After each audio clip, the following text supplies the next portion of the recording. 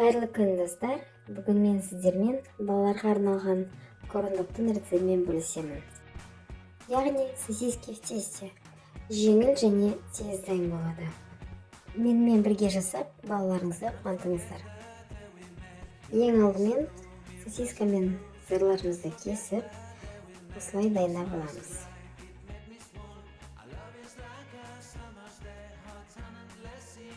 Біздің салмамыз дайын. Енді қамырын дайындайтын боламыз. Бізге керек заттар: 2 шай қасық қант, жарты шай қасық тұз, жарты шай қасық ас содасы, 1 жұмыртқа және 150 грамм сүт. Жақсылап араластырамыз.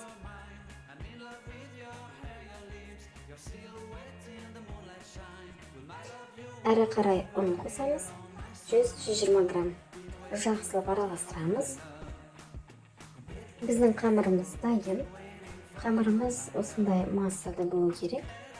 Дайын болған қамырымызды өзімізге ыңғайлы болу үшін осындай стаканға құйып аламыз. Сосын сосискамызды қуыра бастаймыз. Қуырып жатқан кезінде міндетті түрде осылай айналдырып тұру керек. Әдетте корындықтың рецептіне жүгері, ұнын, кәріз қытырлақтарын қосу керек. Біз оларсыз ақ осындай қарапайым түрде пісіріп ұсынатын боламыз.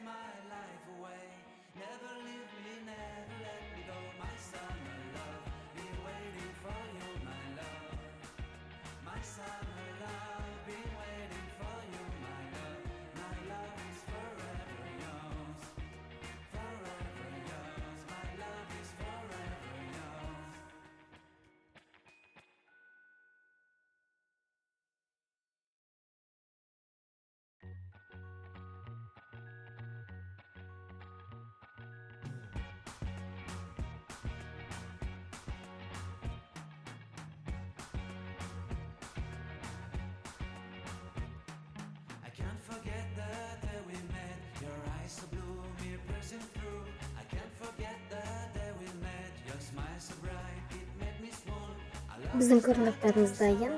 Сырмен міне осылай шықты. Сосискамен осылай. Наны жұқа, ішінде барлығы пісіп шықты. Жасап көріңіздер, өте дәмді. Ең бастысы балаларға қатты ұнады. Ас болсын. Рецепт ұнаса, мені қолдап пікір жазуды ұмытпаңыздар. Your silhouette